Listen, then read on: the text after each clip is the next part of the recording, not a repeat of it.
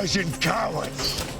When a child is born in Sparta, he or she is inspected. If found with a defect, the child is discarded as per the Spartan custom. The male child at age 7 starts training in combat. The boys are trained mercilessly to become warriors who feel no pain. Then they are sent into the wild to fight off a beast as initiation to become a true Spartan soldier. The young prince Leonidas returns to Sparta, a king, after passing his initiation. This story is about King Leonidas and the 300. It begins one day when a Persian emissary visits King Leonidas with a message from Xerxes, a conqueror who seeks to rule Sparta. He controls a massive army, has proclaimed himself a god, and now seeks Sparta to bend the knee. Just one problem: Spartans bow to no one, so Leonidas kills the Persian emissaries. He then seeks out the oracle. It's customary in Sparta for the king to consult the oracle and get its blessing before going to war. The priests, guardians of the oracle, have been bribed by Xerxes.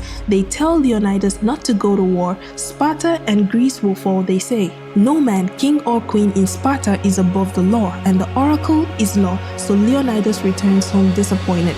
His wife tells him to make a decision as a free man, not a Spartan. So the next day, Leonidas orders his chief to gather 300 brave soldiers to wait in the fields. There, the council approach and ask him to stand down. Sparta will not go to war. Leonidas says he never gave an order to go to war. He's only taken a stroll with 300 men as his bodyguard. The council has no choice but to let him go.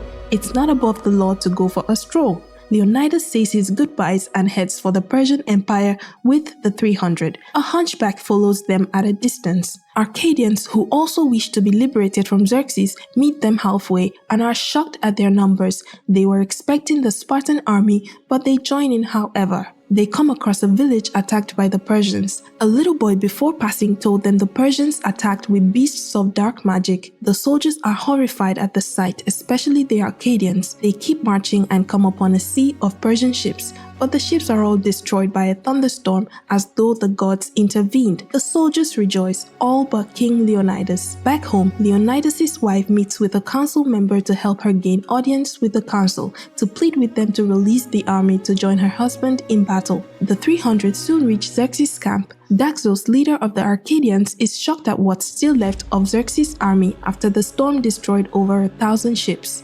The Spartans are, however, happy that maybe they'll finally meet their match in battle. They build up a wall and hang up Persian heads on a spike. A Persian emissary comes to find out what's happening and finds the body of his men used as mortar to build the wall. They send the emissary back to Xerxes with a warning saying he faces free men. Meanwhile, the hunchback approaches King Leonidas to offer his assistance in battle, but Leonidas turns him down, saying he cannot risk a weak spot on his team. The Spartans watch each other's back in combat, which the hunchback cannot do. The hunchback roars in disappointment. Soon, different units of Persian soldiers attack the Spartans, but they hold their ground and win, forcing Xerxes to come in person to strike a bargain. Leonidas does not fail to annoy Xerxes, and so he sends his immortal army against them, which is not so true with the way they fall at the strike of a Spartan spear. Unit after unit he sends them, but they all fail, causing Xerxes to behead his generals. Xerxes exhausts all forms and tricks on the Spartans, all to no avail. The Spartans took up a strategic position which made them defenseless. The Persians could not surround them, they could only hold them in front. Left with no option, Xerxes invites the hunchback for a feast.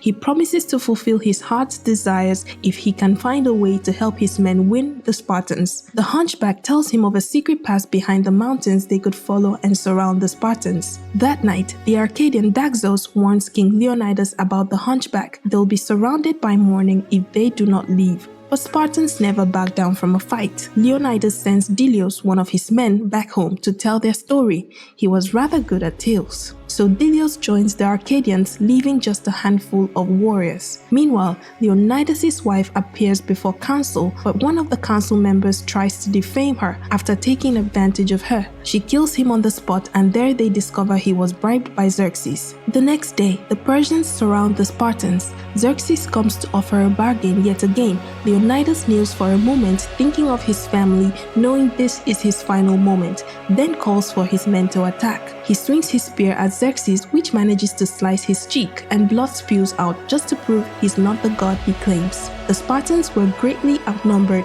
and so they died with a swarm of arrows shot at them. Delios returns and informs Leonidas' wife and the council of his last words to them: "Remember us." A year later, Delios narrates the story of brave Leonidas and the 300 to all of Sparta as they march to war against the Persians. The end. Please like and subscribe to the channel. Tune in for more movie moments.